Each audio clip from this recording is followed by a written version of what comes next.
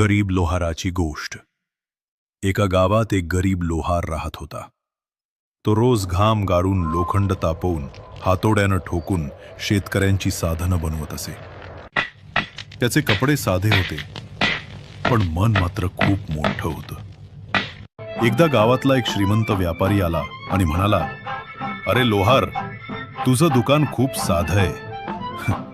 एवढं कष्ट करून तुला काही मिळत नाही. माझ्याकडे कामाला ये." लोहार हसून म्हणाला, "माझं दुकान लहान आहे, पण इथे माझ्या हातातून बनलेली साधनं शेतकऱ्यांना आनंद देतात. मला पैसा कमी मिळाला तरी समाधान जास्त मिळतं."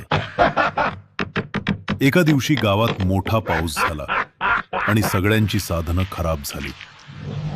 पण गरीब लोहारानं दिवस रात्र काम करून सगळ्यांना नवी साधनं करून दिली.